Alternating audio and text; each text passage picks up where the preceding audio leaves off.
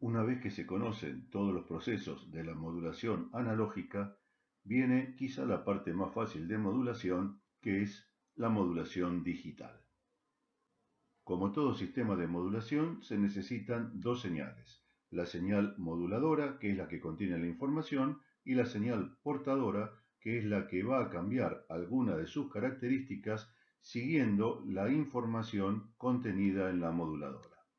Ambas señales ingresarán a un modulador donde se producirá la heterodinación o mezcla de señales, obteniendo la salida, la señal modulada.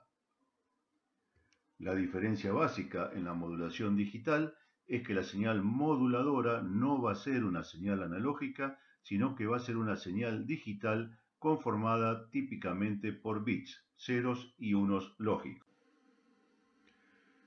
Hay cuatro tipos básicos de modulación digital que reciben el nombre de modulación por desplazamiento.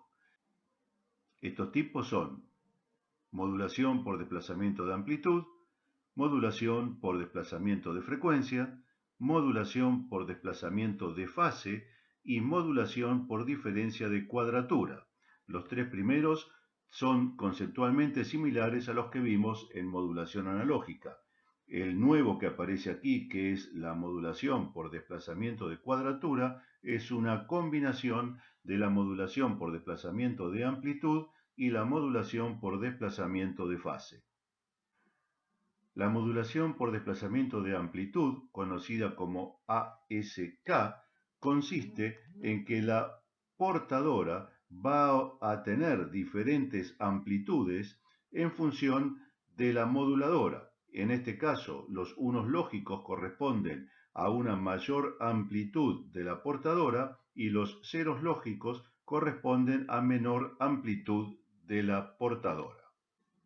Si recordamos el diagrama de frecuencia y tensión en señales analógicas, teníamos la división a lo largo de la banda base de las distintas frecuencias que componían nuestro ancho de banda, y sabíamos, según Fourier, que a medida que la frecuencia iba aumentando, es decir, a medida que nos acercábamos a armónicas de orden superior, la amplitud de las señales iba disminuyendo. En el caso de las señales que se modulan en forma digital, la información va a estar formada por ceros y unos.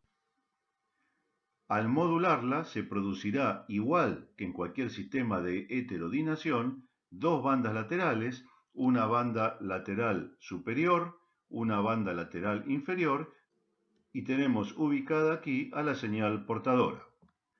En este caso, no estamos enviando como información señal analógica que varía continuamente en el tiempo, sino señal digital que tiene dos valores factibles, el 0 y el 1. El ancho de banda de esta señal modulada es angosto. 2/3 de la potencia se van a gastar en la portadora, representada aquí en función de las frecuencias y aquí abajo en función del tiempo. Y recordamos que el índice de modulación, al ser una modulación donde está variando la amplitud, es el cociente entre la tensión de la señal moduladora y la tensión de la señal portadora. Por lo tanto, hay infinitas combinaciones de variación de amplitud de la señal portadora que pueden representar los unos y los ceros. Aquí arriba vemos esta tensión más menos un volt que representa el 1 y esta tensión aproximadamente más 0,5 menos 0,5 volt que representa el 0. Pero también en el otro extremo podríamos tener una señal de este tipo, donde los unos estén representados, los unos que están aquí estén representados por tensiones altas y los ceros estén representados por 0 volt.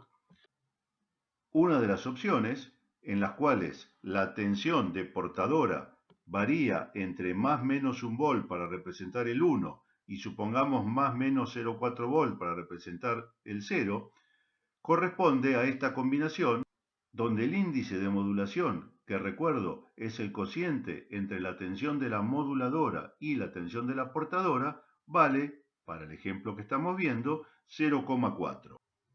Tenemos en esta representación, en función de las frecuencias, la tensión de portadora con la amplitud indicada por este vector rojo, con 2/3 de la potencia, y la banda lateral inferior y la banda lateral superior, ocupando todo este ancho de banda para el índice de modulación 0,4 que estamos usando como ejemplo. Según Fourier, si modificamos el índice de modulación, lo que va a ocurrir es que va a disminuir el ancho de banda. Aquí tomamos como ejemplo un índice de modulación 0,9. Si ahora las señales tienen una amplitud muy parecidas a la portadora, es decir, entre el 0 y el 1, las diferencias de tensiones de la señal portadora van a ser muy pequeñas, eso automáticamente hace que tengamos menos cantidad de armónicas. Si dos señales son parecidas, en este caso una supongamos es de 1 volt y la otra es de 0,9 volt, están muy cerca unas de otras, hace que se necesite menos cantidad de armónicas para representar la señal. Y si tenemos menos cantidad de armónicas, el ancho de banda es menor, porque cada armónica está a una frecuencia superior. A mayor cantidad de armónicas, más ancho de banda. Veámoslo en este ejemplo. Aquí tenemos una señal analógica que se representa, se descompone por Fourier en 3 señales. Una señal fundamental a la frecuencia F, una primera armónica a la frecuencia 2F y con menor amplitud, y una tercera armónica a la frecuencia 3F y menor amplitud. La suma punto a punto de estas 3 señales nos va a ir dando cada uno de los puntos que componen la señal original. En este caso, como el paso de una señal a otra, de una tensión a otra, de un punto al siguiente, implica cambios de tensión, cambios de altura, cambios de amplitud muy pequeños, el ancho de banda es chico, porque con solo la fundamental y 2 armónicas puedo representar la señal original. Por otro lado, si la señal es una señal cuadrada, en este diagrama podemos ver la señal cuadrada representada en rojo y en azul las distintas armónicas. Tenemos la señal fundamental con esta altura que se muestra aquí en azul, la señal B1, la tercera armónica, es decir, la primera armónica impar, B3 con menor amplitud y al triple de frecuencia, la segunda armónica impar, es decir, la quinta armónica de la fundamental, la séptima armónica de la fundamental, la novena, la 11ª y así sucesivamente. Desarrollando Fourier se demuestra que para representar, para recomponer una señal cuadrada, se necesitan infinitas armónicas impares.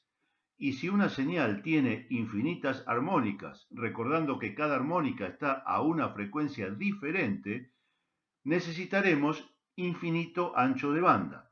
Esto demuestra claramente que cuanto más abrupto es el paso de una señal a la que sigue en el tiempo, acá pasamos de el valor máximo positivo al 0 en muy poco tiempo, el pasaje supongamos de 1 volt a 0 volt ocurre en milésimas de segundo, implica una enorme cantidad de armónicas para poder representar este abrupto cambio y por lo tanto una enorme cantidad de ancho de banda.